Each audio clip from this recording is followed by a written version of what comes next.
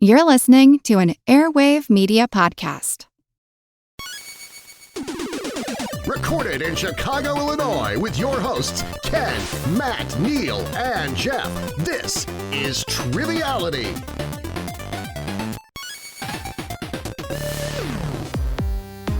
Hello and welcome to Triviality, the game where a lack of seriousness meets a little bit of knowledge. My name is Neil, and I'm sitting here next to Jeff. How are you, Jeff? I'm doing pretty well. How are you doing, Neil? I'm doing all right. Matt, you're here with us from LA, and how are you doing today? It's a lovely day in Los Angeles. Everyone loves hearing about it.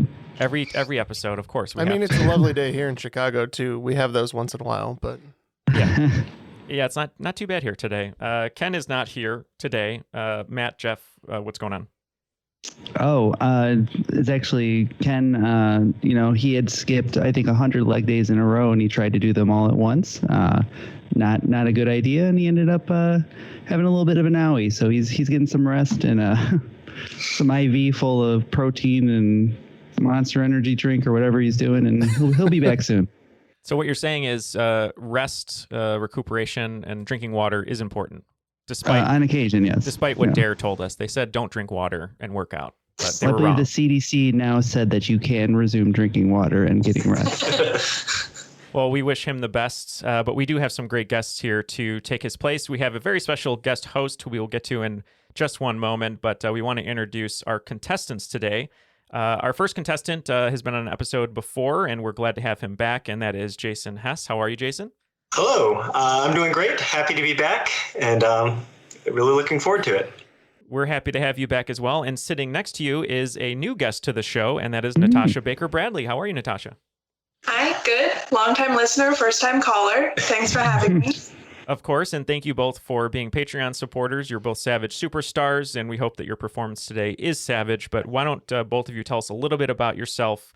And then at the end of it, I guess you have a really fun team name, and you can get into that as well. So I guess I'll start. My name's Natasha. I'm a defense attorney. I know you've never had a lawyer on the show before, so thanks for having me. We plead the fifth. And I've been living in Austin for about 2 years now. I moved in with Jason, who's been here a long time. And I'm Jason Hess. I'm a electrical engineer based in Austin and an avid trivia player. So. And you said you had a really fun team name that you're going to be playing with today, and there was a little bit of a story behind it. So why don't you tell us about that? So our team name today is Gandalf the Ecru. And that came about because last week we were playing a game with friends where the goal was, my friend was trying, I had to have him guess Grey Poupon. That's what he was supposed to guess. And I started describing the mustard and he wasn't getting it. So then I switched tactics and I said, okay, it starts with a color, Gandalf the blank. And he said, Gandalf the Ecru. Totally normal answer to give. And we decided that was funny enough that it should be a trivia team name. That was that was a really good story, and I'm surprised that was the first color that your friend went with. But that's what happens when you ask him a question by rolling down your window of your Rolls Royce and you get to it. So, thank you for joining us today. And you're going to be playing Matt and Jeff. But in order for a game to begin, we actually need a host, and our special guest host is someone who has been on the show before. Very special. He's very special, all capital special. And he's one of the reasons that we're doing the podcast, and we're happy to have him back again. And that is the maestro of Liquid Courage Entertainment, Jason Borsom. How are you, Jason? I'm confused, Neil, because I don't think you've ever pronounced courage correctly before when talking to me. I was thinking about it the entire time, so I was like, I better get it right this time. Right? No, it's good to be in. It's good to hang out with my friends in the virtual space. It's good to see faces again. It's been so long. It has, and you're doing some incredible work on Twitch. I know when the pandemic started, it was a new transition for you to go online, but I feel like you've been doing such wonderful work over there, streaming every night, basically, sometimes twice a day. Why don't you tell people a little bit about that and also how the experience has been? Oh, definitely. So, when everything hit back in March 2020, it turns out it's really hard to do pub trivia when the pubs aren't open. So I had to transition everything in like 24 hours onto Twitch. Finally got up and running. I was thinking at the time, I just need to cover like 2 weeks of content and give people something to be excited about so that they don't forget about me forever. So I set a 7-night-a-week schedule that I kept for a year. I lost my mind and then took a 2-week hiatus, reassessed things, and we're back. I'm streaming now 4 to 5 times a week, which is sustainable, according to my wife and my mental health expert, who is also my wife. Yeah, and congratulations, though, on all the success with that, and also that some of the pubs are opening now, and you're kind of dipping into that world again as well, and hopefully things will get back to some sort of normal soon. I hope so, too. I just, not even for personal reasons, just so everybody can get out of their dang basements now. Well, Jason, you're going to be hosting today. Matt and Jeff, we heard the other team name, Gandalf the Crew. Any ideas on your team name? I think it makes sense for us to be a Gandalf, too. We got magenta, cyan. Any ideas? I was going to throw out Saruman the Puce for you, but yes. I like Gandalf the Vanta Black, so... Yeah, the exact opposite. It's perfect. All right, so we have Gandalf the Crew and Gandalf the Vanta Black. I'm going to be just kind of hanging around in the background, kind of like a little ghost over here again. So you guys take it away. Let's throw it to the rules guy real quick just to make sure that we know the rules. And I'm going to leave it to Natasha to choose what rules reading you would like. Classic, Dutch, Gilbert Gottfried, or, surprise you. Rick Astley. It's got to be Dutch Boy. Oh, all right. A Dutch Boy rules reading. Here we go. Let's see how it sounds. De regels van het spel zijn simpel. 20 vragen verdeeld over 2 rondes, waarbij elke vraag 10 punten waard is. Halverwege is er een speciale swingronde, ontworpen door de host van deze week. Na deze rondes beginnen de spelers aan de finale, met de punten die ze hebben verdiend. En hebben ze de mogelijkheid om 0 tot 30 punten in te zetten op 5 gecategoriseerde vragen. Aan het eind van het spel wordt iemand benoemd tot the cream of the crop. On balance, off balance, doesn't matter. I'm better than you are. Yeah. All right, Jason, take it away, and good luck to both teams. Yeah, absolutely. Good luck to both of you. So the first round in this game is inspired a little bit by things that have been important to me for the last year or so. There is a bit of a through line in the categories. Maybe you'll pick up on it. We'll find out together as we jump right into question 1 in this game. The category is Get Some Liquid. What somewhat common food preparation agent is defined in chemistry as a liquid solution of anywhere roughly between 3.5% to 26% salt in water? Okay. We can lock in. Oh, Aaron fast. Jeff. Yes. Chef Jeff, what do you got anything here? Would this be like a saline solution? Yeah, that was what came to mind for me. So I can't think of anything better. Yeah. Okay. Nothing better. We'll just lock in with saline. All right. So Vanta Black is in with saline. Crew, what are you thinking? The first thing that sprung to mind was something that's used in pickling and also sometimes one of the many turkey preparations. We went with brine. Brine it is. Congratulations, Gandalf the Crew. Saline solution, from what I researched writing this question, tends to peak out around 5% salt and water. The definition that I found for brine has it anywhere between about 3.5% on the low end. And these are all kind of roughshod estimates to about as high as 26%, because if you get any higher, it won't do the thing where the salt dissolves anymore. That's kind of the saturation limit. All right, I think we're ready for question 2. And the category, of course, is courage. What noble word meaning courageous serves as the last name of the detective played by Bob Hoskins in Who Framed Roger Rabbit? I haven't seen this in a while. My Jason has a guess, so we are locked in. I was going to say it was going to be Mario, the noted Bob Hoskins detective movie. Yeah. Super Mario Bros. So I've never seen Who Framed Roger Rabbit, so I'm no help here. So you don't even know Who Framed Roger Rabbit? I don't. I do not know Who Framed Roger Rabbit. Do you think Bob Hoskins does? I haven't seen the movie either. Oh, no. So we're looking for a word that means courage? Yeah. Correction, it means courage. Thank you, Neil. Valiant, is that a word? Valiant? I could buy that. It is a word, though, right? That is a word. Yeah. I'll buy that. Give you $1. Want to lock in with that? We can lock in with Valiant. All right. All right. Vanta Black is in with Valiant. Crew, what did you land on? You guys seem to be writing something pretty quickly there. Well, so I thought the answer was who, and he did it on first base because there's no question mark in the movie title. But Jason put Valiant. So Valiant. Oh, okay. I'm sorry. Yeah. Handwriting's a little tough on this side. Yeah. Valiant. Yeah. Okay, so just to make sure you were going with the answer Valiant. That pronunciation. Eddie Valiant, I think is his name. Yeah. And that is a 10-point difference for Gandalf the Ecru because valiant is the noble word that means courageous. The clue in there is noble because of the old comic character Prince Valiant. Valiant for the boys of Triviality. I think they combined gallant and valiant into one word would be my guess. I mean, sure. Maybe I just don't know that word. It was a valiant effort. Well played. All right, I think we're good for question 3. And the category for this one is hat stuff. So I've got these two friends who perform in pipe bands, Ross and Glenn. When they dress for the occasion, they don what traditional Scottish wool bonnet, which features ribbons attached to the rear of the hat? Okay, we're locked in.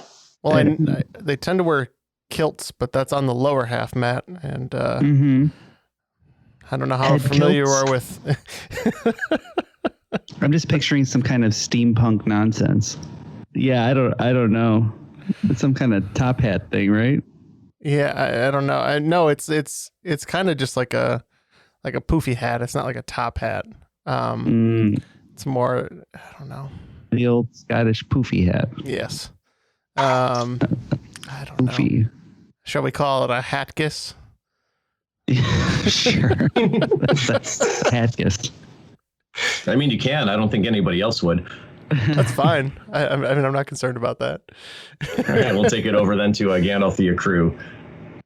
So as usual, I'm riding Jason's coattails. And when you are wearing coattails in Scotland, you might also be wearing a tam o'shanter on your head. Yeah, which is weird because o'shanter sounds very Irish, but so tam or maybe tam o'shanter. Yeah, I don't know. I think we'll go with the foot. That's what it sounded right to me. Yeah, okay. All right, so we have Hat Kiss from Bands of Black and Tam O'Shanter from Ecru. All right, so I am not at all disappointed to inform you that Hat Kiss is not a thing. I am a little differently disappointed to let you know that Tam O'Shanters are a thing. They are a Scottish thing. They are a Scottish hat thing. Unfortunately, they're the wrong type of Scottish hat thing based on the clue. Neil, out of curiosity, did you pick up on the film clue in the wording of this question? I did not. Because I have those two friends in pipe bands, Glenn and Ross. So Glengarry? Yep, the name of the hat often worn by Scottish pipe bands is called a Glengarry. It kind of looks, if you remember those old school fast food like paper hats, that kind of fold out and they sit narrowly. They were it looks a lot like that, except better and not paper, and it has a couple ribbons trailing off the back end. I thought he was talking about the Burger King crown for a second. Well, that question stunk. Let's move to a better one, shall we? So we move into question 4 in the round. The category is All Hail Vacky. All right, so if Vacky were a living creature and not an anthropomorphized toy vacuum cleaner / proxy for the much needed human contact I need in my basement, you wouldn't be off the mark at assuming that it was what? Based on the similar Latin word, vacca. We're locked in. Yeah, if you want to take all the fun out of the wording, Matt, what does vacca mean in Latin is the question. All right. Well, I was doing it for Jeff. He has an aversion to fun. Wow. That's so sweet of you. 4 questions in, and I think we're about to have a third team. So vacca. Yep. Well, I remember a thing coming around when vaccines were being talked about it coming from actually the word cow, I think. So I think it's a little misleading because I don't know if they were trying to make it in cows first or if the first vaccine was for a cow, but I'm pretty sure it's from cow. So. Okay. If it's wrong, I'm going to have mad cow disease. Just so you know. They're going to have mad cow disease? I don't like that either. Well, you led us that path, and that was the inevitable conclusion to it. Vance Black, you sound like you are in. We'll shift it over to Ecru and see what their process is. Okay, well, Matt's going to be in a good mood God. because we're pretty sure it's cow. I think the vaccine is because Edward Jenner realized that cowpox was very similar to smallpox, and so he did a vaccine based off of cowpox, and so vaca is cow. Yep, and both teams picking up the 10 spot on this. Vaca is, in fact, the Latin word for cow. Natasha, your explanation was right on, by the way. Edward Jenner, of course, the famed creator of the modern vaccine, realized that milkmaids who had suffered from cowpox would not get the much more deadly smallpox. So right. I don't want to get into the details of how those first vaccines were developed because that is gross. But yeah, he named it after the Latin word for cow, vaca, in homage. Question 5, the category is My Body is Ready. My Body is Ready is a popular online catchphrase that, according to Know Your Meme, traces its popularity back to Nintendo executive Reggie Fils-Aime, uttering the phrase while preparing to demo what video game at the 2007 edition of E3. I thought it was originally from an R. Kelly song, but I think that's been canceled. Yeah, I'm good to lock in with what you think. I know the timeline, but I'm not sure 100%. I have one or maybe two games in mind. So, all right. So it sounds like Vanta Black has sorted out an answer. We'll shift over to crew and see what they're thinking. Yeah, we're gonna have to talk this one out, and by talk it out, I mean give Jason time to think. I'm historically awful with video games, so I definitely don't know it. I feel like I've heard this story once. There was a famous demo, although there's a couple of famous demo things where, like, there's one from Sony where the guy just walks out and drops the price of the console or something. Just that's his whole speech. But 07, and I'm bad at Nintendo stuff too. Is that around the time of Wii? No, yeah. My mind goes to like the bowling guy. Yeah, Wii Sports. It could be Wii Sports. Maybe we should say Wii Sports. Would that make sense for E3? It's all video game stuff. Okay. I guess it's more iconic. Yeah, let's do it. Let's go. Okay, we'll lock in with Wii Sports. He's deferring to the person that knows nothing about video games. Yeah. If I know anything about Wii Sports, Matt, my body is ready to sit on the couch and fake like I'm bowling and fake like I'm playing baseball. Yeah, you really just need to make sure your wrist is ready for that one flick motion you have to do for all of them. Oh, my wrist is ready, but continue. I think my body is ready to put the remote through my TV and buy That's what those little straps are for. Yes. I think you're close with Wii Sports, but I think it was the yoga simulator, which it turned into is basically Wii Fit. Yep, and that is the sound of 10 points going to Gandalf the Vanta Black. Reggie Fils-Aime was getting ready to demo the balance board in Wii Fit and seemed a little uncertain at E3. So he's up there on stage, and the full quote is, my body is ready. And of course, the internet, being the internet, has taken that and just run away with it. After 5 questions, the game is fairly close. We have Team Vanta Black here with 20 points, but still in the lead, we have Gandalf the Accru with 30 points. Oh, a nice tight one. We'll see what happens on the back half of this round. So we move into question 6, and the category for this is Garden Path. The tale of Theseus and the Minotaur, which takes place in the original Labyrinth, was said by what author to be a major inspiration for their best-known work, along with more contemporary sources like Iraq War news footage and reality TV? Yeah, I think we're going to lock in with our guess. All right, a crew is good to go. Vanta Black, the mic is yours. Yeah, I'm less swayed by the Minotaurs. I don't really remember that story, but thinking about something that might be recent, something maybe traumatic that would also have like a reality TV flair, for some reason made me think of the Hunger Games. So we're going to go with Suzanne Collins. All right, we've got Suzanne Collins from Vanta Black. A crew, what did you lock in with? Well, we spent 5 minutes trying to see if we could remember the name of the person that wrote the Maze Runner books just because of the Labyrinth thing. And we realized we could not. And so we decided to fall back to Suzanne Collins. And then sort of the more we think about it, the reality TV thing kind of fits. Maybe even the Minotaurs kind of like the mutations from that book. So, we also locked in with Suzanne Collins. Oh, interesting, Jason. You know what would have been really, really cool for this question? If I remember, there was a YA series called The Maze Runner when I was looking for a way to connect the labyrinth to modern day literature. Both of you are absolutely right. It is Suzanne Collins, the famed author of the Hunger Games series, who got the inspiration while flipping back and forth on television between Iraq War news footage and like Big Brother. Oh, I always thought she just ripped off Battle Royale. Oh, well. I have no response to that. Well done. You have unresponded me, Matt. That's okay. Ken will cut it anyway. Next question. Yeah, let's move into question 7, where the category is stay a while and listen. If you wanted to stay a while and listen to the longest song to ever break onto the U.S. Billboard Hot 100 chart, you'd need 9 minutes and 57 seconds to appreciate What Late Musician's 2016 opus, with a title combining a color and a simple geometric shape. Quick clarification on that, I am looking for the artist, not the title of the song. We're locked in. Okay. Right? Sure, I guess. Okay. We're pulling triggers fast here. Impressive lock-ins over here. They said late artist, so deceased. Right. Or just has a 2016. problem with watches. Yeah, well, who doesn't? 2016, that's late. So this is maybe someone who died tragically young, I would think. Right. Could this be like an Amy Winehouse or? She did come to mind as somebody who may have passed and then had a real chart topper at the end there. Yeah.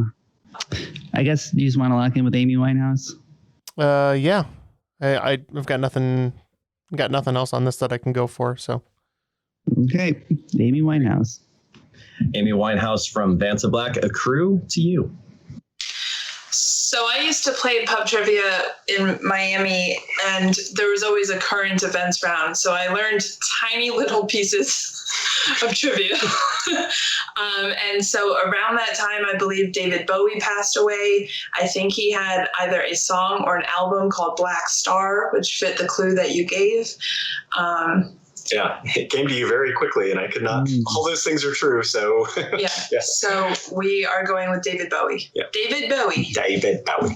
Well, I have good news for you, Natasha. David Bowie both had a song and an album titled Black Stars. You were right on both counts. And that song, peaking somewhere around 80 on the Billboard Hot 100 in 2016, immediately before his passing, was in fact one of the final singles by David Bowie. Congratulations, and points to a crew on that.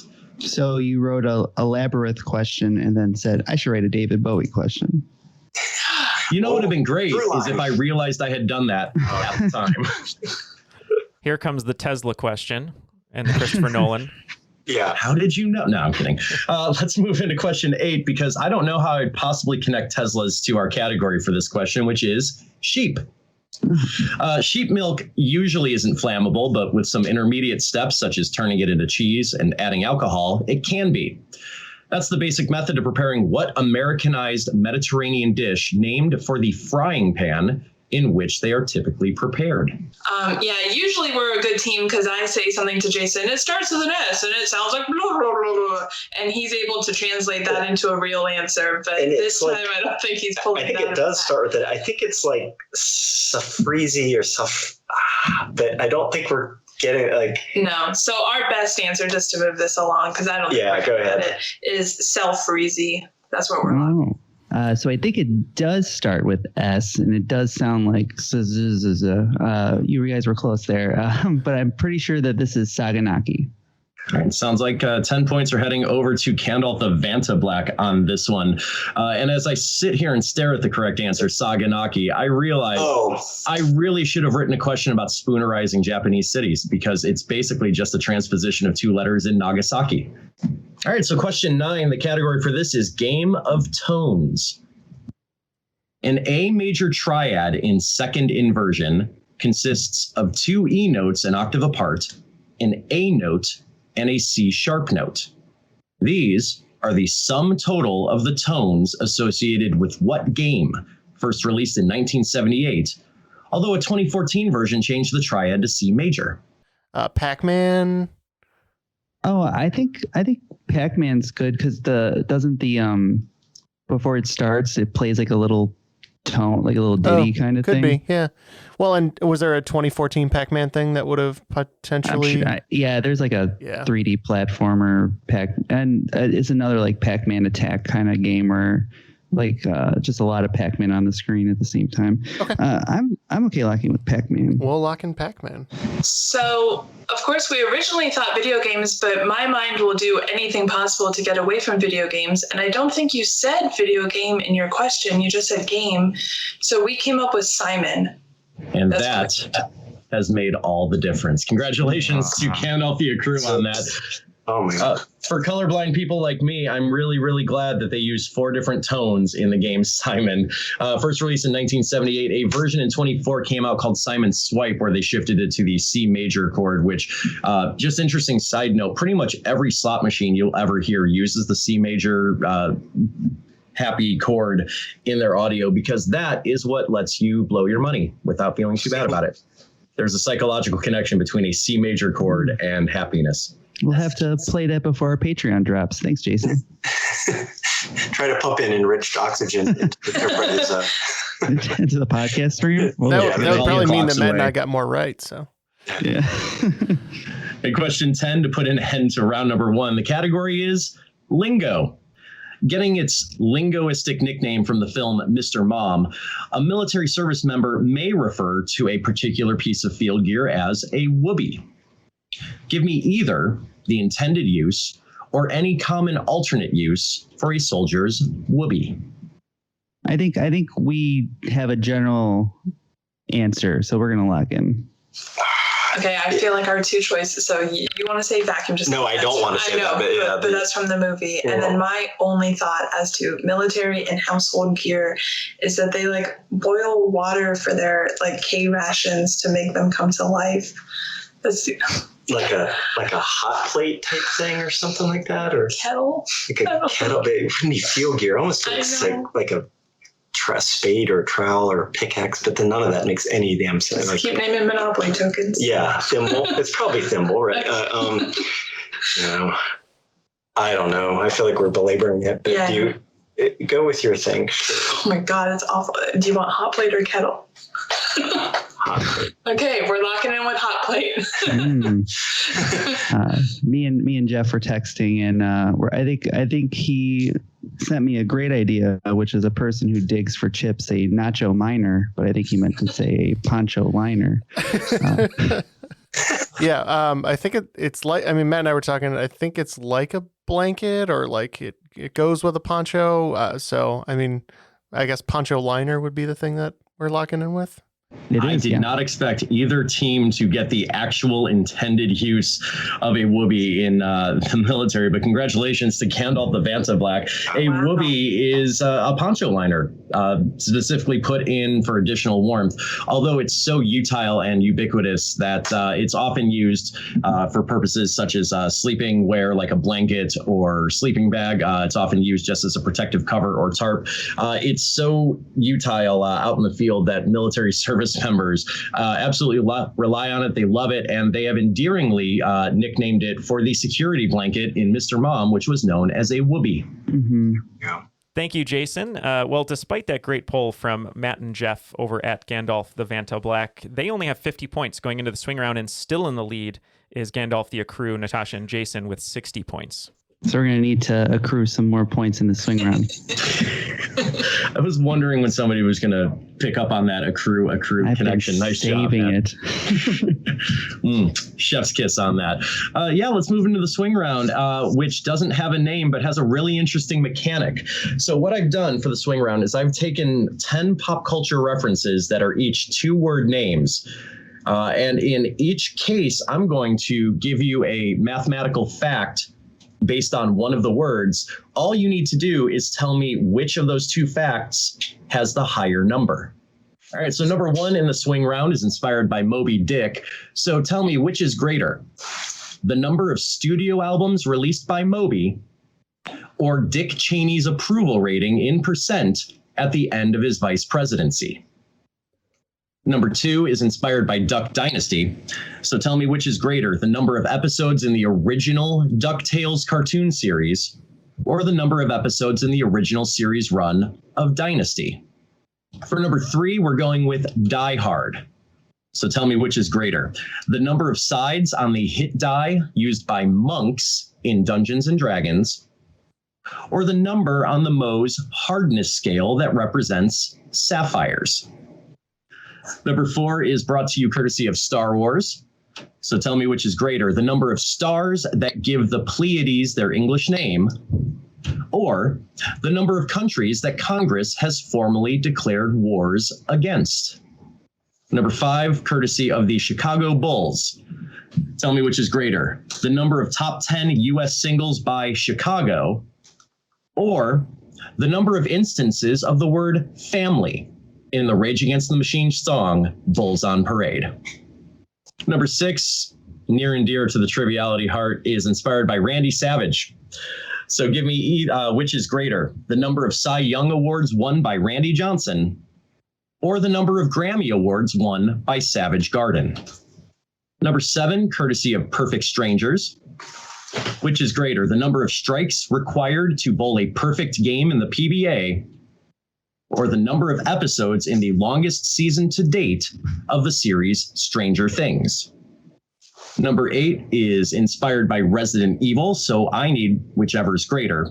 The number of residents in Santa Claus, Indiana, according to 2019 estimates, or the number of times the word evil appears in the script for Austin Powers' International Man of Mystery. Number 9, inspired by Captain America. Give me the greater of these two.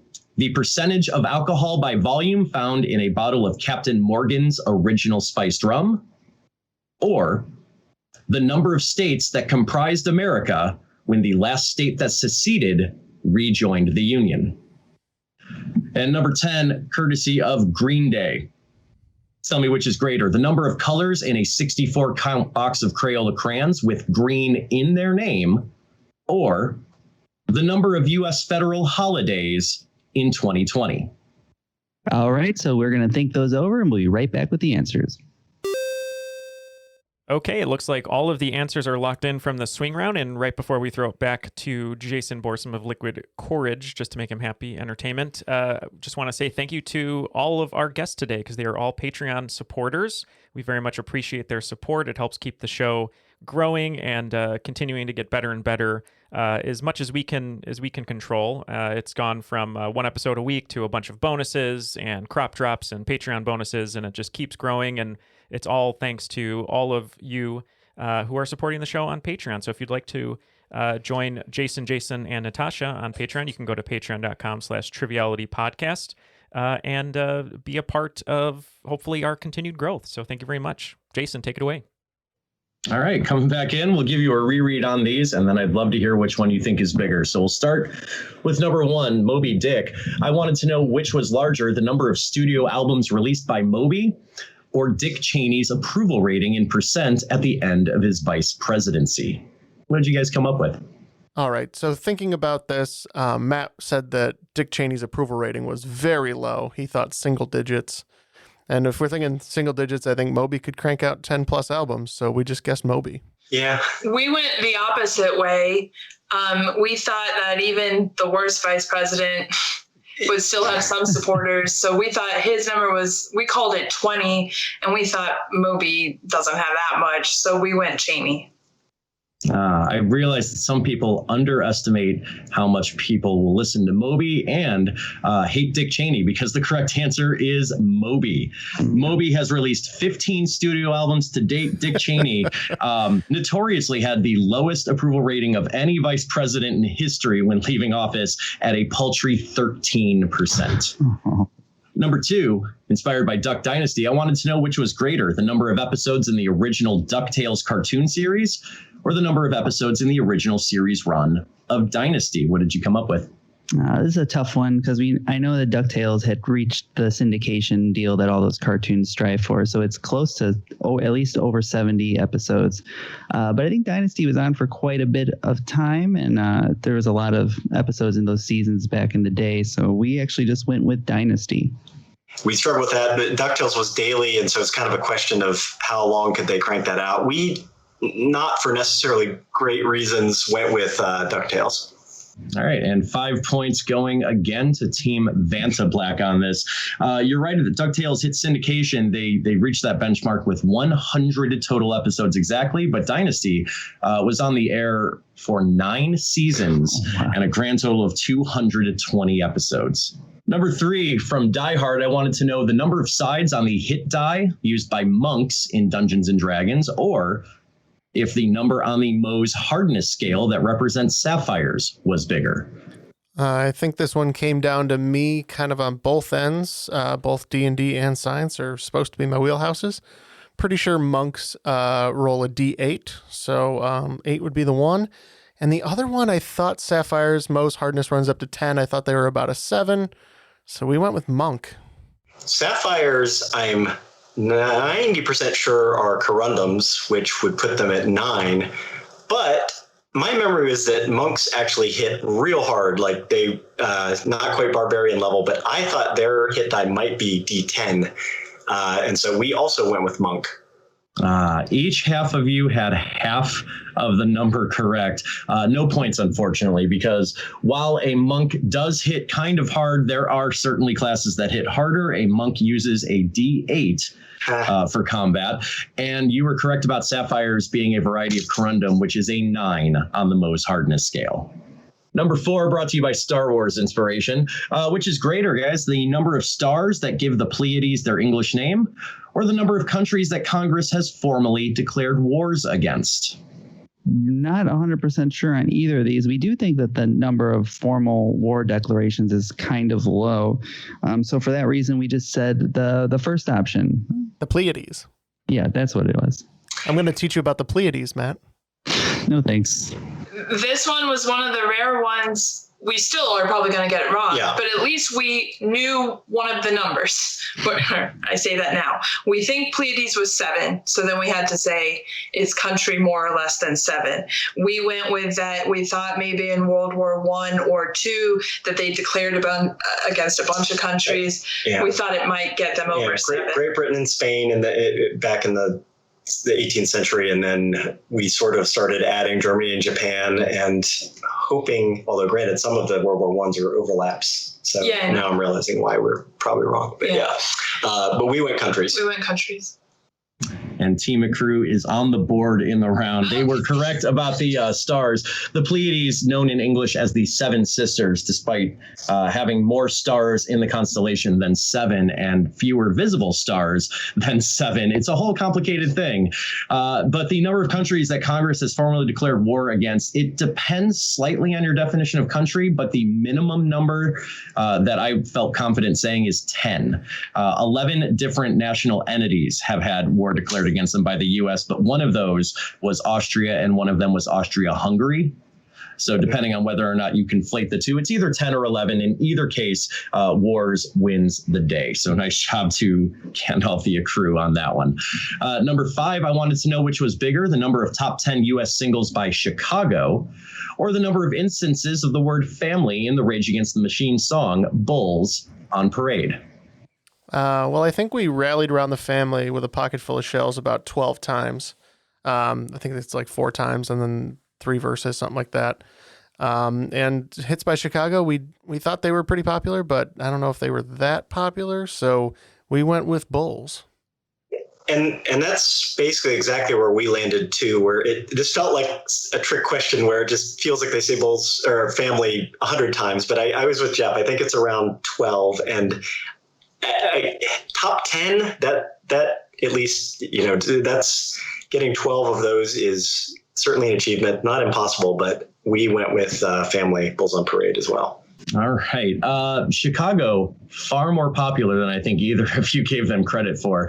The Rage Against the Machine song Bulls on Parade features the word family 9 times, 8 times in the 2 choruses and once as a precursor to the second chorus. Chicago has had a ton of singles, of which 21 have reached the top 10, stemming from, as I find the earliest instance, back in like 1970 all the way up until 1989.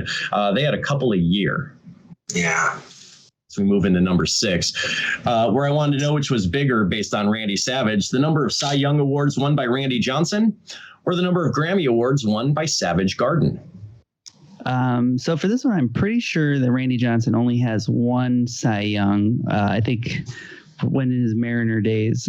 So then it's just really, did Savage Garden have any Grammys? And I don't think so, but maybe, I don't know. It was a weird time, but we're saying Randy Johnson.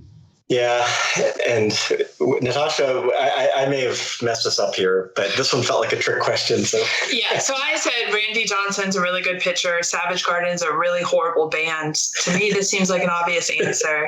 Jason thought it was a trick question, and so I said, okay, go with it, because either we'll be right or I can lord it over you. So either way, it's a win for me. I thought it sounded right that Randy Johnson was like lower than you thought, but I agree. It's either, it's probably 1-0 or 2-1 either way, and so we went the opposite. We went Savage Garden. Yep.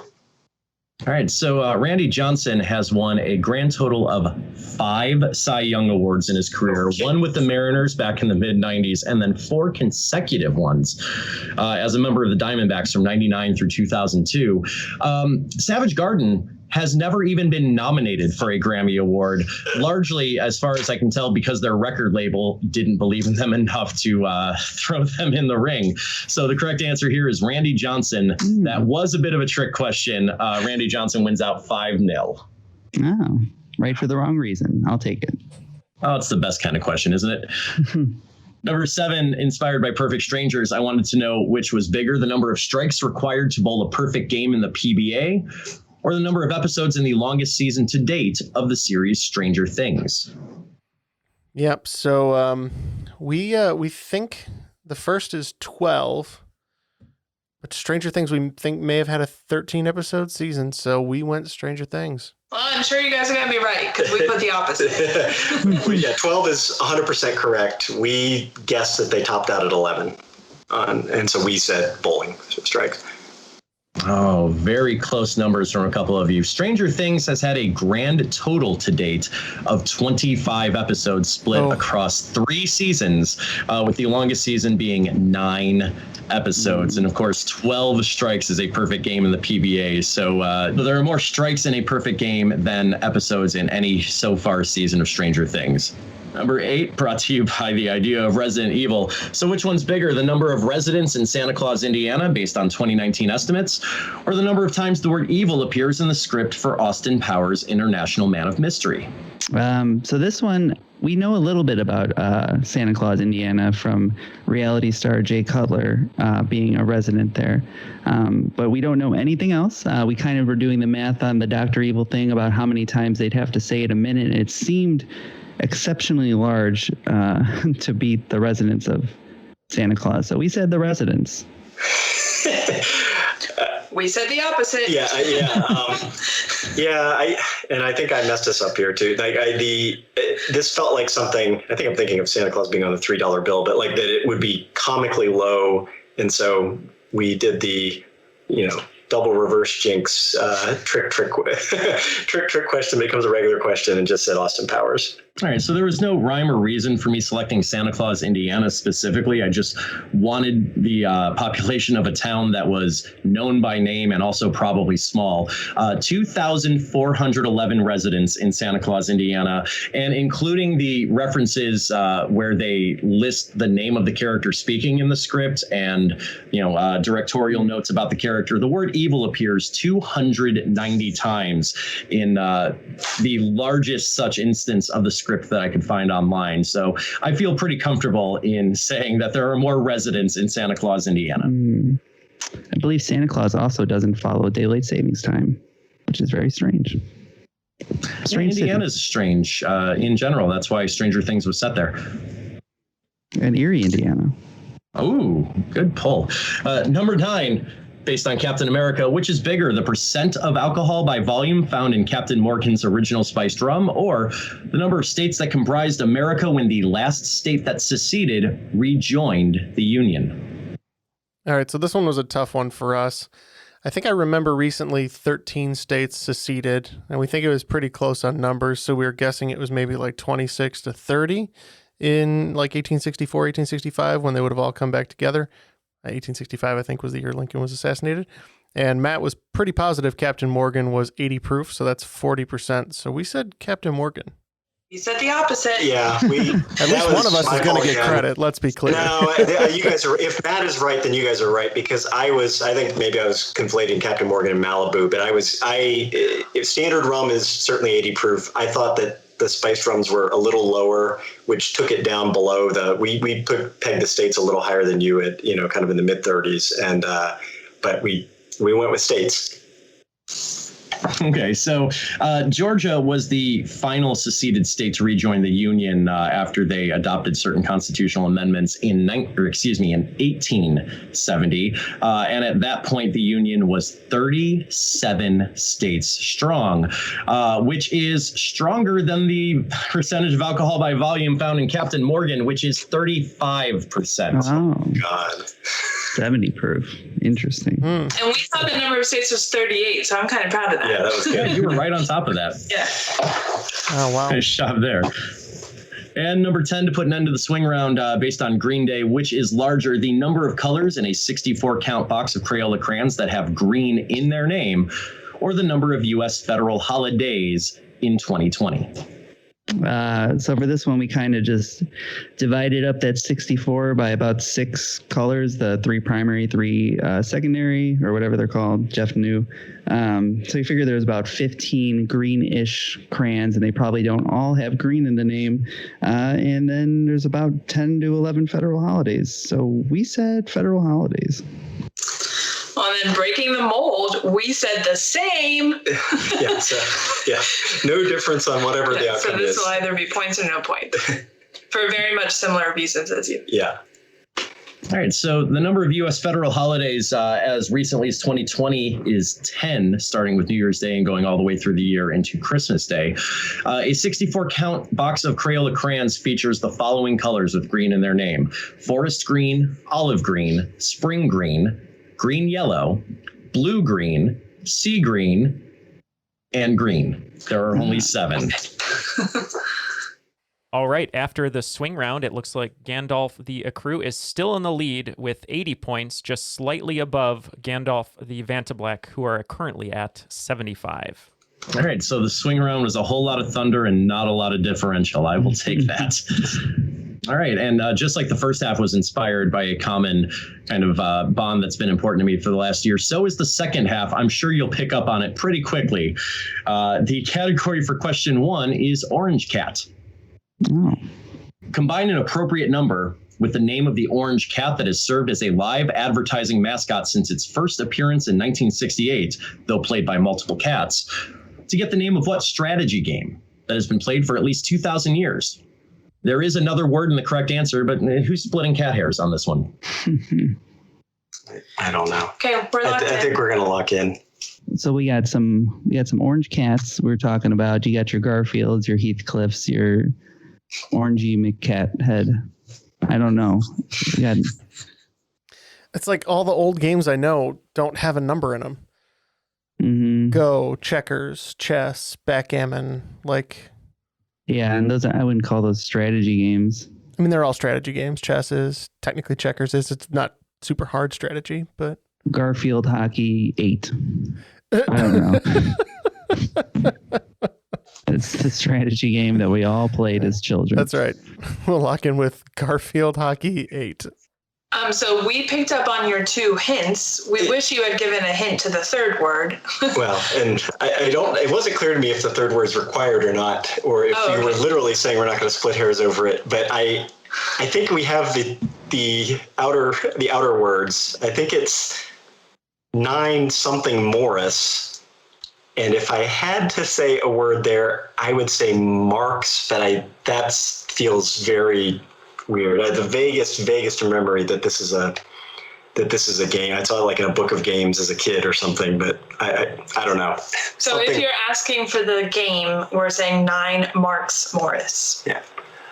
I am so inclined to want to give you credit on that.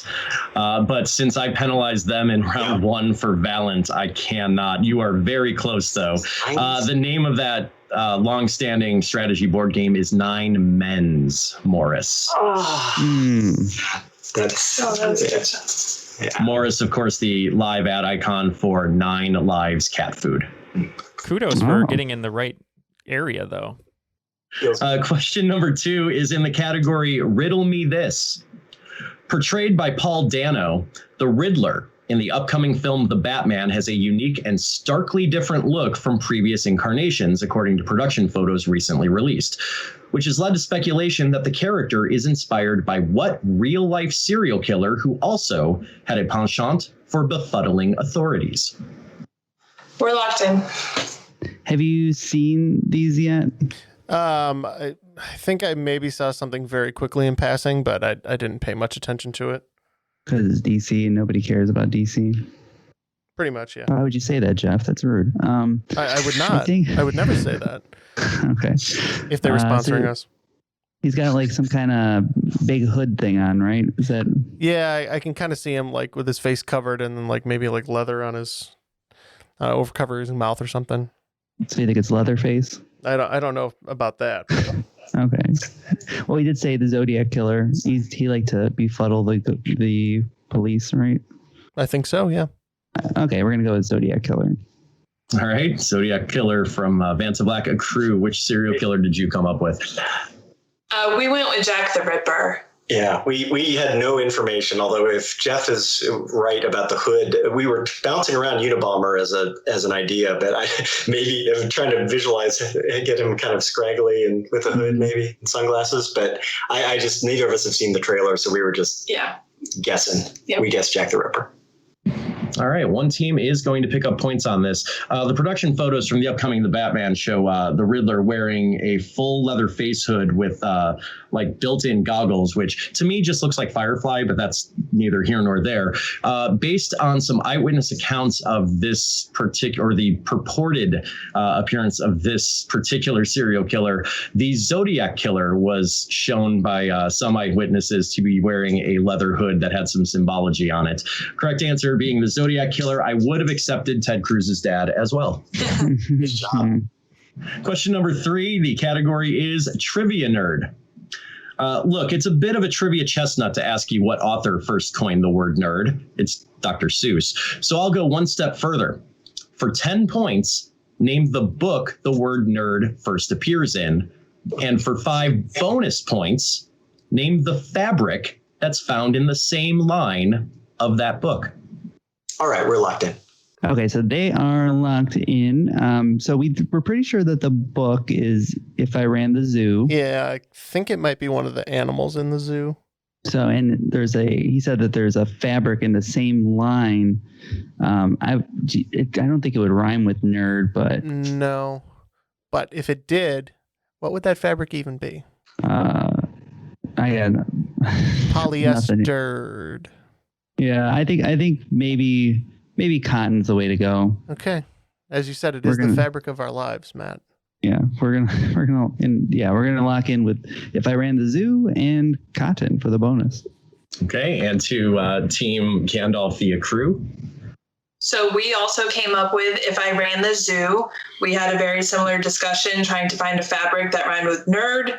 We couldn't think of anything, so then I went on a tangent, found a fabric that vaguely rhymes with dweeb, and so we went with tweed. That makes a lot of sense. So both teams were right. It is the 1950 book, If I Ran the Zoo. Admittedly, not going to find too many more copies of it these days, but that is the first confirmed instance of the word nerd in English print. 10 points for both teams because neither were able to give the fabric found in the line. The line is a nurgle, a nerd, and a seersucker too. Question number 4 in the round. The category is third degree. So I'm drawing a triangle on a perfectly spherical ball, like anyone would do when they were bored. Because spheres are weird places to draw triangles, it turns out that the sum of the 3 angles must always be larger than 180 degrees. What's the upper limit of the sum of those 3 angles? Okay, we're going to lock in, I guess. Okay. What kind of math are you doing there, Jeff? Taxes? I'm just trying to remember. I'm just kind of sketching it out, and he's actually just finger painting over here, so that bodes well for you guys. Yeah. I want to say 72 comes to mind for the angle it would be. For each of them? Yeah. As a max, so 3 times. I don't know 72. about a max, but I remember 72 being a number I've seen. So I don't know if that's like a common one or like the max. I'm not sure, but yeah, that'd be 246, right? Okay, then let's just go 246. Okay. Yeah, I maybe didn't even fully process this. I tried, sometimes these math ones, you can kind of like take it to the pathological extreme and think about it like asymptotically approaching it. And so I was trying to picture this triangle, and I started rounding corners and basically was almost turning each angle into a circle, which I don't think I was even doing it right. But so I actually pushed it all the way up to 540, which is probably impossible, but it wouldn't surprise me if the answer is 360. I'm hoping that the other guys are wrong, but I think they did the arithmetic wrong on 72 times 3. So I think even if they were right, they're wrong. Oh yeah, because it would only be 216. Oh, that's stupid. We said 540. So we locked in with 246 on one side and 540 on the other. Mm-hmm. Well, Jason, you were correct that it would be impossible for a spherical triangle to have angles that equal 540 degrees, although it can asymptotically approach 540 degrees, making it the upper limit. Congratulations to Gandalf the crew. Basically, if you had a triangle on a sphere where all three angles are 180 degrees, you have the equator, more or less. But you can get very, very, very close to that by shifting one of those points slightly north or south, as an example. Question number 5, the category is tipster.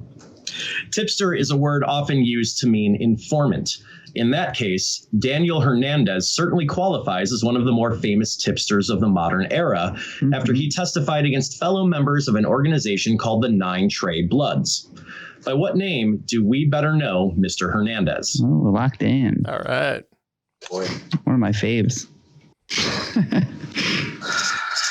Oh. Yeah. This is. I'm feeling insecure because I just called myself a lawyer brain, and then informants should have been. This is that. Stitches get stitches. That's all I know. No. This is. This has the vaguest sense that there is a rapper whose name I've only heard in like news stories. Who like hit me? What is it? Takeshi 6ix9ine. Okay, is that what we're locking in? Sure. Oh, right, with all those tattoos. Yeah, I can picture that. I might have, it might be 6 Takeshi 9 or some crazy. But do you want to take a second? No, Takeshi 6ix9ine. We'll lock in with that. All right, sounds like we have a tentative lock-in from Gandalf the crew, Vanta Black. Talk me through your process. I have watched the Hulu documentary. There are multiple Tekashi 6ix9ine songs on my playlist. I'm a big fan. So yeah, Tekashi 6ix9ine. So the process is Matt just knowing the answer instantly. Fair enough. Points to both of you. I would have accepted either Takeshi 6ix9ine or just 6ix9ine, as he's often also professionally referred to. And yeah, he is notable in the last couple of years for narking out on the stand. After 5 questions in the second round, the scores are higher, but the separation is still the same. Vanta Black narrowly trailing behind Accrue. So they have 105 over at Vanta Black, and Accrue has 110. So still very, very close. Oh, on the razor's edge here. Going into the back half, question 6. The category is Smarty Pints for this one. In the U.S., your pint of beer would yield you 16 fluid ounces, assuming the bartender didn't know to leave room for the head. In the UK, if you ordered an imperial pint of beer, how many imperial fluid ounces would you get of that sweet, sweet Newcastle brown ale? We will lock in with not a great answer, probably.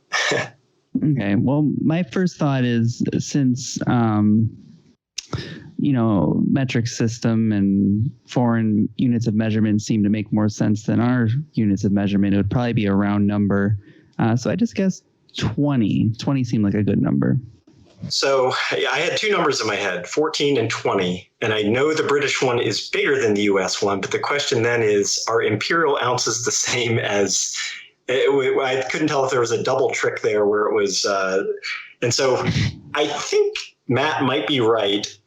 And I think I'm thinking of the other thing where the U.S. U.S. pint glasses are actually smaller than 16. I think they're 14. But regardless, we locked in with 14, hoping that it was, yes, it's larger, but that the imperial ounces were also larger. And so it ended up being a smaller number.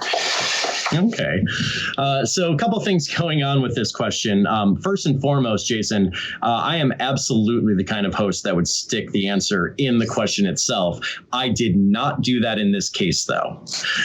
To the other point, I think you may have conflated the number of ounces with the number of pounds in a stone over in Britain, which is 14. That might explain where that number came from. But points to Gandalf the Vantablack because an imperial pint consists of 20 imperial ounces. Hooray. All right, question 7. The category for this one is footnote. In typography, footnotes are most frequently depicted using asterisks. But if a second footnote is needed on a page, what symbol is most frequently used, named for its visual similarity to a specific weapon? Yeah. I know what you're referring to. It's the big kind of like T looking thing, right? Not the big T, but it just looks like a lowercase T, I thought. Kind of like just but like put up, like in an uppercase. Would that be like a sword? No, I mean, it wouldn't be a crossbow. It would kind of look like a crossbow from the top, but I don't know. It could be. It can look maybe like a trident. You know, only has maybe single dent. If it was like a Y with like another line in the middle or something. You want to do trident? Sure, I don't know. My favorite gum. We're going trident. We agreed with you, your initial discussion. We thought it was the T-looking thing, which I would naturally call a cross, but we decided not to call it that. And so we went with sword. We thought that was the closest weapon-looking word for if we're right about the T shape. Yeah. Well, you are right about the T shape. You're really, really close about the name on it, but unfortunately no points to either team. In typography, that symbol that's kind of an elongated lowercase t or a cross is referred to as a dagger. Oh, that makes sense. Way too much sense. Question number 8. The category is capital trivia. Based on their names in English, what sovereign nation is the only one in the world whose national capital's name contains the name of the country's most prominent religion? We're locked in. Is the capital of Vatican City Catholic town? I believe it's Catholicburg. I think it's Pakistan, Islamabad. Okay. Yeah. Locked in. So we're unclear whether you want the city or the country, but it's Islamabad, Pakistan. Yeah. Yep. I'm assuming that if Jeff knows the capital and said the name of the country, that he is confident enough if I asked him to be more specific. So points for both teams. The country is Pakistan. The capital is, in fact, Islamabad. All right. I think we're good for question 9. The category for this one is speakeasy. The classic Marx Brothers film Horse Feathers contains a scene in a speakeasy where Groucho uses a specific password to get in the door. While the connection is never directly acknowledged on camera, that scene is the inspiration for what other film, where the same password serves as the film's title, a code name for an operation, and, naturally, an actual password? We're locked in. Do you think this is Swordfish? Oh, yeah. Yeah, I'll buy that. Okay, we'll lock in with Swordfish. Oh, I'll buy that for $1. We also said swordfish. And points all around. The password is, in fact, swordfish. Horse Feathers came up with that trope back in like the 1930s, if you believe that. And question number 10, to put an end to the round, the category, of course, is LK. If I wanted to register the website trivia.lk, I'd probably need to learn some Sinhala or Tamil, as those are the two most popular languages in what country that owns the rights to the top-level domain .lk? Ooh. We're locked in. Now, I've been playing a lot of GeoGuessr. Yeah. And one of the best ways to find out what country you're in is to look for websites with the domain. Mm-hmm. And I don't remember a lot of LK. There's a liberation organization called the Tamil Tigers, and they're in Sri Lanka. And I could see SL already being taken by like Switzerland or something. Mhm. So maybe they gave him for like the Lanka LK. Okay, so we're going to go Sri Lanka. Yeah, I think we should go with Sri Lanka. Yeah, Tamil and Sinhalese are two languages used in Sri Lanka, so we also said Sri Lanka. And points all around. Nice job. Yeah, the top level domain in Sri Lanka is .lk. So we're ending on a high note. At the end of regulation, it looks like Team Vantablack is going to end in the lead here before going into the final round with 145 points, and narrowly behind them is Team Accrue with 140 points to wager. Jason, what are those final round categories? Well, I don't have any particular through line on the final, but let's give you the categories for these 5 questions so you can get those wagers in. From first to fifth, your category names are Spicy Trivia. What have I seen them in? This question ticks me off. It's written in the stars, and ASMR Trivia. All of the wagers are now locked in. Let's go to the questions. All right, your first question in the final category was Spicy Trivia. So named because the English thought it tasted like a combination of cinnamon, clove, and nutmeg. What is the common term for the seasoning also known as Jamaica pepper or pimento? Number 2, the category, what have I seen them in? The Pursuit of Happiness, After Earth, and albeit a cameo, Men in Black 2 are the 3 films to date in which Will Smith has acted alongside what familiar actor? Number 3, this question ticks me off. Alpha gal syndrome does not mean you have to be the prettiest girl at the club, but rather is the tick-borne condition that strangely causes an allergy to what type of food frequently consumed in the US. Number 4 category is it's written in the stars. Discounting that oxen and bulls are often interchangeably used ways to describe cattle, what is the only other animal represented in both the Western and Chinese zodiacs? And number 5, the category ASMR Trivia. Reverse the 2 halves of a term often used on YouTube to describe chill background music to get the name of what ingredient found in strudel, baklava, and spanakopita, among other dishes. Our competitors will take a moment to go over these questions and be right back with their answers. All of the answers are locked in during this very close game. Let's see how it all turns out and get back to those questions to hear the competitors' answers. All right, we'll start with number 1. The category was Spicy Trivia. So named because the English thought it tasted like a combination of cinnamon, clove, and nutmeg. What is the common term for the seasoning also known as Jamaica pepper or pimento? Let's start with Gandalf the Vantablack for this one. Yeah, we wagered 30. Not 100% sure, but we know it's very popular in English baking and cooking. We said cardamom. And we wagered 25, and we said it tastes like all those spices, so it's allspice. And points are going to Gandalf the Accrue. The English named it allspice because it tasted like all the spices they knew. I threw that out there, but we weren't sure. We're really sure what allspice was. Now we know. Very common element in Jamaican cooking, Caribbean jerk-style cuisine, et cetera, et cetera. All right, question number 2, the category was, what have I seen them in? The Pursuit of Happiness, After Earth, and albeit a cameo, Men in Black 2 are the 3 films to date in which Will Smith has acted alongside what familiar actor? Let's start with Gandalf the Accrue for this one. Right, we wagered 25, and we said it was his son, Jaden Smith. Yeah, we wagered 15 points on this one, and we too said Jaden Smith. Well, you can't get much more familiar than Literal Family, and Jaden Smith is the co-star of all 3 of those films. See what you did there, Jason? Well, bad puns are best puns. Yeah, he had a slight cameo as a very young child in Men in Black 2. I don't think he was credited for it, but he does appear in the film. Question number 3, the category, this question ticks me off. Alpha gal syndrome does not mean you have to be the prettiest girl at the club, but rather is the tick-borne condition that strangely causes an allergy to what type of food frequently consumed in the U.S. Vantablack, we will go to you. This one I am 100% sure of. Somebody who I know very well suffers from this. So we will say beef. Okay. And we wagered 30. And we were worried this was going to be a TikTok question, so we only wagered 5. But we said meat. I don't know if we needed to be more specific than that, but unfortunately, you would need to be more specific in that case.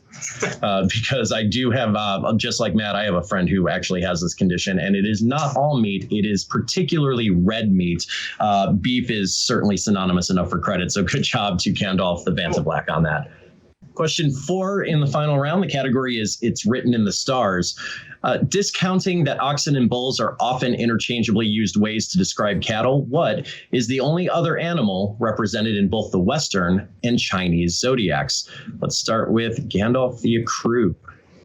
We wagered 25, and we had one hell of a debate. We narrowed it down between sheep/ram and goat. And we did a coin flip, and we landed on sheep. For sheep and ram, it's the male and female counterpart. We're hoping of the same animal. Okay. And for 20 points, we think this one is Aries and the ram in Chinese zodiac. So we said ram. So something very interesting during the thought process on this question. I did some research as I was kibitzing in, and it turns out that the Chinese word for that particular year can be translated 2 different ways, and in English often interchangeably is. The answer that I have is goat for Capricorn. However, it can also be translated to sheep. And you can't say that a ram is not a sheep. So either one is equally correct and points all around. All that time argument wasted. And question number 5, the category was ASMR trivia. Reverse the 2 halves of a term often used on YouTube to describe chill background music to get the name of what ingredient found in strudel, baklava, and spanakopita, among other dishes. Let's start with Gandalf the Banta Black for this one. Yeah, I listen to a lot of lo-fi hip-hop and lo-fi jazz on YouTube a lot, and if we reverse that, we came up with phyllo, which I'm pretty sure is the dough that's in all of those dishes. For, was that 10 points? Yeah, and we were also worried this would be very deep YouTube, so we only wagered 5, but luckily it was a food question in disguise, and we also said phyllo dough. Yeah. So lo-fi, phyllo. Yeah, lo-fi, phyllo. Yeah. And today I learned that word is properly pronounced phyllo. I've called it phyllo my entire life, but it is correct. When you're looking up just ambient background music, you often see the word lo-fi or the hyphenated abbreviation next to chill or ambient on YouTube. And you reverse those halves and you get the phyllo pastry often found in strudel and baklava and spanakopita. All the scores have been tabulated, and it looks like with 190 points, Team Gandalf Banta Black is going to be in second place today, because today's cream of the crop are Jason and Natasha over at Gandalf the Ecru with 215 points. You can't stop the cream of the crop, Dutch boy. Yay! Great Very game. well done, Ecru. Congratulations. Into Gandalf the Brilliant White. Yeah. Gandalf the Eggshell. Yeah. Great job, both of you. We really appreciate you coming to hang out with us today and for being just great contestants. Any words or shout outs or anything you'd like to give? The floor is yours. Am I allowed to promote my cat's Instagram? Of course. Okay, everybody should follow my very cute cat, our very cute cat. Her name is Junebug, and her Instagram is @CalicoJunebug. Weekly photos of a very cute cat. Yes, everyone follow Calico Junebug. Thank you both for joining us and for being Patreon supporters. We very much appreciate it. And Jason Borsom of Liquid Courage Entertainment, thank you for putting this game together. Any last words from you? Sure. First of all, I think both teams did very well on not one of the easier games that I've written, so you should both feel very, very good about yourselves. I want to thank the guys at Triviality for having me back on for the 312th time, or however many times I've sat in the studio here with you. I built in a couple shout outs into those rounds, but to give context on them, the first half of the game was inspired by memes, bits, and phrases often found on my Twitch channel. You can find me on that Twitch channel 4 to 5 times a week at Twitch twitch.tv/liquid_courage. That is courage with a K. And the back half was inspired by my friends and their professional business names over at the Quadrivia podcast, which releases fashionably late. I believe we release 24 hours after Triviality does every week. And that is findable at quadriviapodcast.com or in the podcast aggregator of your choice. Just search for Quadrivia, which is one more than trivia because we think we're clever. Well, thank you very much, Jason, for your game. And thank you, Natasha and Jason, for joining us today. We hope Ken gets better soon. But for our full house here of Matt, Jason, Natasha, Jeff, and myself, Neil, that was Triviality.